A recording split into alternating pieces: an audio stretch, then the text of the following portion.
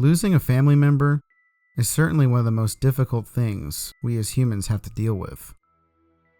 The emotional energy we invest in our relationships often surpasses anything else that we do in this life. That is why after losing my son, nothing seemed to be able to fill the gap and make me whole again. I became obsessed with pretending that he was still alive through keeping items he possessed. I just couldn't seem to let go. It got to a point where I just had no room for his stuff and mine in my apartment. So I decided to join the masses of America and purchase a storage unit to make up for my lack of space. Again, not having a lot of money, I was kind of forced to go with a facility on a more rundown side of town to get a good deal on the amount of space I needed. It was called Save Your Stuff Storage, which kind of said everything it needed to about the quality of the place. I booked the unit online and received all the paperwork ahead of time for it. When I first showed up at about 7 p.m., I was surprised to see how dead the place was. It didn't seem like there was a single other person inside the entire complex. There was also this automatic gate at the front that opened when you put your code in. And it was one of those places where the inner hallway lights only come on when the motion sensors trigger, and once you stop moving, they fairly quickly turn off. The place pretty much seemed as if it was functioning completely on its own.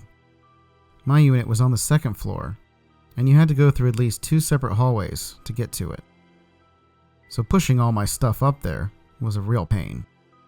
The hallways were all dirty, and the place really had this old, gross vibe to it. I finally got to my unit and began to unload my 40 or so boxes into it. I was leaning over one of the boxes when suddenly the hallway lights turned off on me. That was going to get annoying.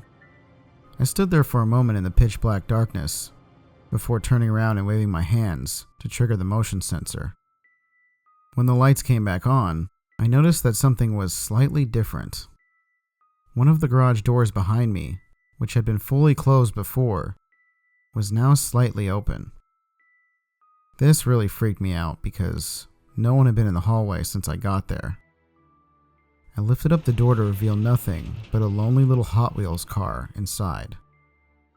This was pretty strange, but I didn't think too much of it and closed the unit again. However, as I did that, I saw the automatic light come on from a different hallway perpendicular to mine. I had a small knife on me to cut tape and stuff, so I grabbed it just in case and slowly began walking towards the hallway where the light came from. Looking around the corner, I didn't see anything out of the norm at first. Just another boring hallway full of garage doors. As I ventured down it, though, I noticed that at the end, there was a ceiling panel that looked out of place. Again, this was weird, but not necessarily proof of anything out of the norm. Considering the condition of this place, it could have been like that before.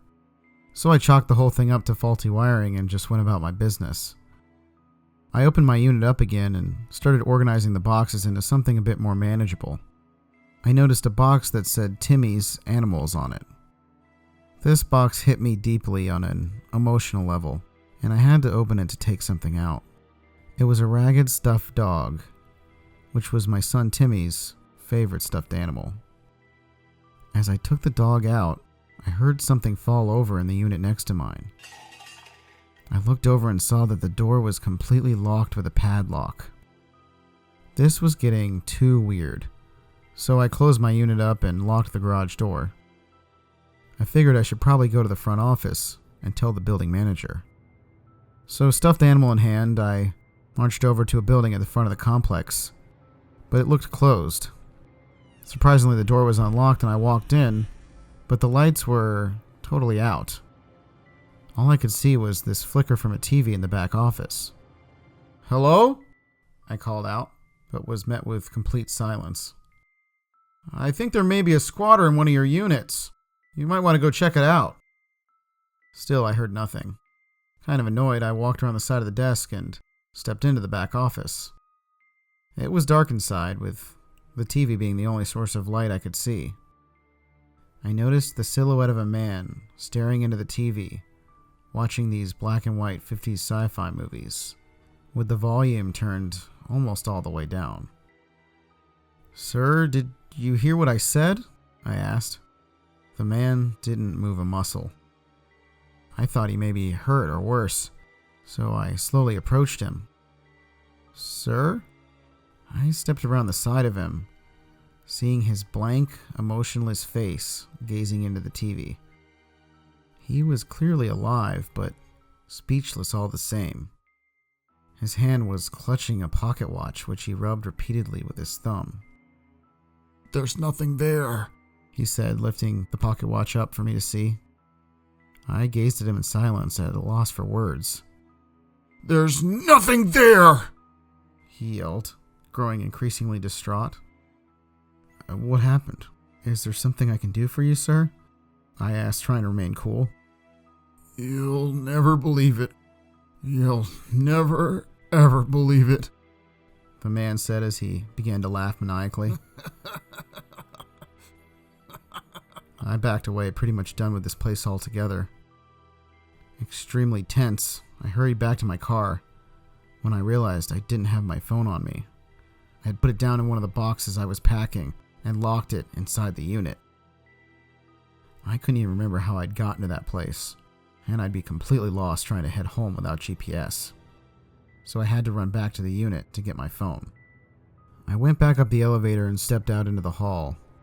The lights flickered on as I slowly walked back towards my hallway. As soon as I turned the corner, the lights flashed on, revealing this horrific creature standing in front of my unit. It appeared to be some kind of giant, pale, human-insect hybrid with bent-back legs and these claw-like structures for arms. It looked like one of its claws had snapped the padlock attached to my unit, and it was frantically jittering around trying to get inside. It then turned its hideous bald head toward me and opened up these terrifying mandibles on its face. Slipping and nearly rolling my ankle, I ran back toward the elevator. The creature screamed and took off after me at an incredible speed. I obviously didn't have time for the elevator, so I ran to the emergency stairway and flew through the door. Jumping down several stairs at a time, I was outside in seconds, but the creature bursted out just a moment later. I ran to my car but didn't even have time to unlock the door before the creature grabbed onto my shirt and started tearing and thrashing at me. It swung its claw at my head, missing and breaking my car window. Luckily, it got stuck for a second, giving me a head start. Still clutching my son's stuffed dog, I darted for the front gate of the complex, yelling for help as loud as I could. I knew if I could get through the gate, I could possibly use my code and lock it inside. I got to it and dove towards the exit door, but was caught mid-lunge by the creature's claw. It slammed me to the ground and used its incredible weight to keep me down. I screamed for help as it pushed my forehead down and ripped the stuffed dog out of my hand. This slithery tentacle then extended out from its forehead and made a disturbing sucking sound on the toy. Then that tentacle reached down and stuck to my forehead, latching on. I screamed and shook, but there was no way out of this thing's clutches. Then all I remember was blacking out. I woke up confused in a hospital bed, with my son's stuffed dog sitting in a chair beside me, as if waiting for me to awaken. Strangely, though, I could not remember whose stuffed dog it was. In fact, when my ex-wife and parents got to the hospital, they showed me photo after photo of a boy who was apparently supposed to be my son. I have no memory of him at all. In fact, I thought that perhaps the telling of this story would somehow rekindle the feelings I had for him. But after completing it, I'm sad to say that has not happened. It's been weeks now, and there was no disturbing creature ever found at the unit, and somehow the cameras had malfunctioned. The police have questioned the front office manager, and he had pretty much the same story I did. However, as a police officer, I guess you don't pay too much attention to things like this. They did, however, check the storage facility and discovered that many people had items missing, so I know I didn't just somehow imagine it.